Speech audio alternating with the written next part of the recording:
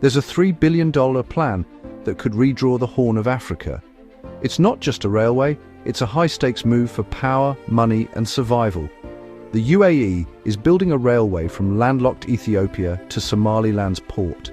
In a region simmering with tension, this is more than infrastructure. Whispers in Dubai, debates in Addis Ababa, dreams in Hargeisa. Put the pieces together, and you get a geopolitical blockbuster. It all starts with one country's giant ambition. Let's dive in. Ethiopia, 120 million people, booming economy and big dreams. The government wants to make Ethiopia Africa's manufacturing powerhouse. But there's one giant problem. Ethiopia is landlocked. Every import and export must pass through Djibouti. One road, one railway, one port. Ethiopia's lifeline. Finding a second sea route isn't a luxury, it's a necessity. What does it mean to be landlocked? For Ethiopia, it means everything costs more. Every container travels hundreds of kilometers by truck or train just to reach a ship. Extra costs for fuel, tolls, and foreign port fees make Ethiopian exports less competitive and imports pricier for everyone. But the cost isn't just money, it's time and risk. Delays at ports or on roads can ruin entire shipments, especially perishables. Relying on another country's infrastructure means being vulnerable to their problems and their politics. If Djibouti raises fees or there's a dispute, Ethiopia has little leverage. This dependency gives Djibouti immense power over Ethiopia's destiny. Studies show being landlocked can drag down economic growth by over 1% a year. For Ethiopia, racing to lift millions from poverty, this is a handicap it can't afford. The message is clear. Ethiopia needs another door to the world. Having just one route to the sea is like having only one friend with a car. Great until you're stranded. Ethiopia's trade is exploding, but the Djibouti corridor is stretched to its limits. Congestion, delays, and rising costs are the new normal. With only one supplier, Djibouti can charge what it wants. Ethiopia needs competition and options. A second route means extra capacity, lower prices, and better efficiency. It's not just economics, it's security. The Horn of Africa is volatile. Relying on one corridor is a massive gamble. Any instability could sever Ethiopia's economic lifeline. Diversification is a national security imperative. Ethiopian policymakers are obsessed with finding a reliable, cost-effective, and stable alternative. It's not about replacing Djibouti, but complementing it. Ethiopia needs a plan B to unlock its full potential and secure its future.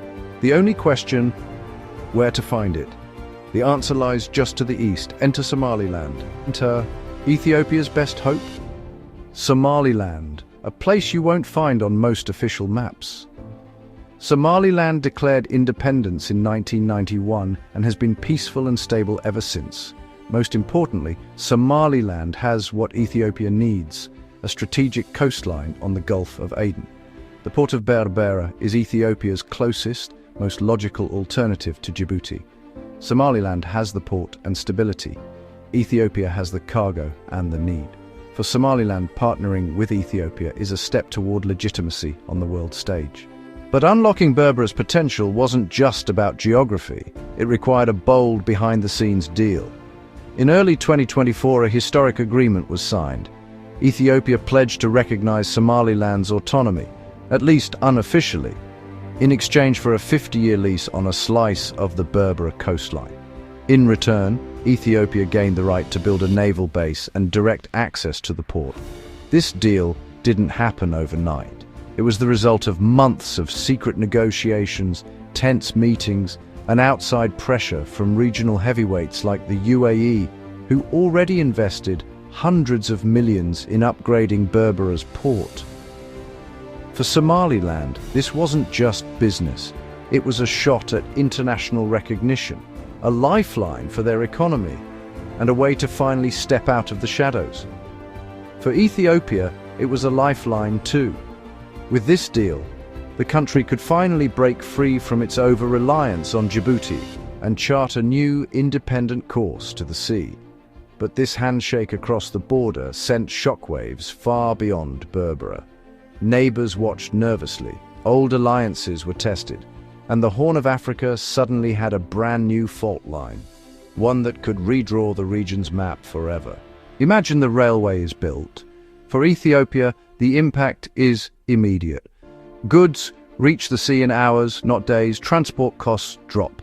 Exporters become more competitive, importers save money, and jobs are created along the corridor. The eastern regions of Ethiopia open up to new investment and opportunity. For Somaliland, Berbera becomes a major regional hub, generating revenue and jobs. More than money, the railway gives Somaliland legitimacy, a de facto recognition of its sovereignty.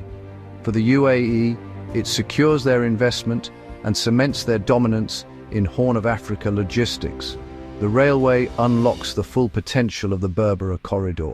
It's a win for Ethiopian businesses, a win for Somaliland's government, and a massive win for the UAE.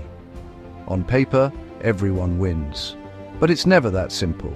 The region is watching, and not everyone is happy.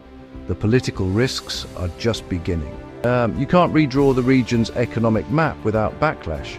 Somalia's government sees Somaliland as its territory and protests every deal. They view the railway as a violation of sovereignty and may try to block it legally, diplomatically, or otherwise. This dispute is the project's biggest risk, making investors nervous. Then there's Djibouti, which has enjoyed a monopoly on Ethiopia's trade. The Berbera corridor threatens Djibouti's business and could spark a price war or political maneuvering. The rivalry isn't just business, it's geopolitical. The UAE's investment in Berbera, after being kicked out of Djibouti, looks like payback. The Horn of Africa is a chessboard of old rivalries and new tensions. The railway is pouring fuel on a smouldering fire. The stakes are higher than ever. This railway is more than steel and concrete. It could reshape the Horn of Africa. If it succeeds, Ethiopia gains leverage, security, and freedom from Djibouti's monopoly. It cements Ethiopia as the region's economic giant, this time on solid ground. For Somaliland, the railway is a lifeline to statehood and a ticket to regional influence. It transforms Somaliland from a forgotten region into a strategic gateway. The project signals the rising influence of Gulf powers like the UAE in Africa. They're not just buying oil, they're building the continent's future. The Berbera corridor is a new reality, designed and funded by Dubai, not the West. This is a new chapter for Africa, with new partners and new rules. The $3 billion railway is a massive gamble. Its success could bring growth and stability. Its failure could deepen divisions. One thing is certain, the old map is being redrawn. The train is leaving the station. The only question is where it will lead.